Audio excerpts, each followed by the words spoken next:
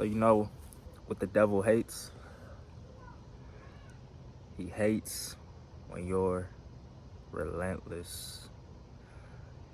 Relentless, gentlemen. We must be relentless to our goals, to anything we want in life, to our desires. What made me come out here and want to make this video today was really, I was thinking earlier how I've come so far on my own lust journey, right? Like a lot of us, we're battling this lust thing. It might be on semen retention, not watching porn, not going after the flesh and the pleasures of our fleshly desires, right? And through that process, we just have to constantly remind ourselves to be relentless. So what is relentlessness? It's never stopping no matter what. And the devil hates that. He hates the person that keeps coming back. No matter how hard you fall, no matter how many times you get knocked down, if you just keep getting back up and keep fighting, bro, it's a couple things. One, there's no way you could lose. And two, that's how we combat the evil. That's how we fight. That's how we, win, right? Because it's like, I was going through some of my old videos and I just see, I've been on this path for a minute, man. If y'all go back and look at my first video or whatever, it's like I've been saying the same things. We just now getting it, and we're going to keep getting it. We're going to keep understanding. We're going to keep getting deeper. But one thing I noticed in one of my old videos was I talked about how this life is a game between God and the devil. It's a game between God and the devil, and it's like we either give into the influences of God, the Most High, His principles, or we give into the influences of the devil, which is the ego, which is the flesh. And through that process of becoming, because it says in the Bible that the devil is the prince of this world, is the god of this world. So a lot of our desires from birth is going to be naturally from the devil. A lot of our influences, we might have got shown at school the nasty video. We might have seen it on somebody's laptop when we went over their house, or we might have whatever. However we got introduced to the devil's devices. Here, hit this weed. Here, go to this party. Here, drink this alcohol. However we got introduced. Here, listen to this music. Music talking about having sex. However we got introduced, it don't matter. What matters is once you become aware of the truth of God, of His will for your life, of the pureness, of the righteousness, of the kingdom, then being relentless to getting there. See, this is the problem with the Israelites when they made it out of Egypt, right? When God delivered them from Egypt, Moses parted the Red Sea, boom, let my people go, boom, now they in the desert on their way to the promised land. They never got there because they complained and weren't relentless in their desires. Because look, maybe they were relentless, but they complained the whole time. But ultimately they died trying. They died trying to get to the promised land. They never made it. And in order for us to actually get there, we just have to keep getting up, stop complaining, and just keep moving forward towards the promised land.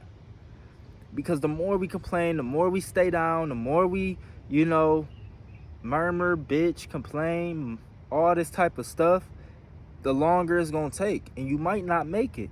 But let's say you were relentless. Let's say you just failed, you got right back up, and you just kept going. You just failed, you got right back up, and you just kept going. You failed, you got right back up, and you just kept going. And you were just relentless. At some point, when you're relentless enough, the devil just got to give in. The devil just got to say, man, this guy won't stop. We just going to lose the battle to bro. He don't got too many devices. He don't got too many tactics and tricks to keep stopping you, bro. You right on the edge of that breakthrough. You right on the edge of busting through. You right on the edge of making it to the other side. You right on the edge of getting to the promised land. The problem is once you get knocked down, you stay there too long. Once you get knocked down, you complain too much. Once you get knocked down, you act like the game is over. And then God give you some more awareness. God brings you back to your awareness that, hey, I got you and I can get you through this, and now you back up. But let's just say that was your attitude. Let's just say that was who you were. Let's just say that was your spirit and soul of being a relentless spirit, of just saying, man, I'm going to just keep going no matter what. You know, when we stop attaching to the failures, when we stop attaching to the negative outcomes, when we stop attaching to the downfalls and the failing, when we stop attaching to those moments, then it's easier to just keep going. So I wanted to make this video, you know, in spirit of Labor Day.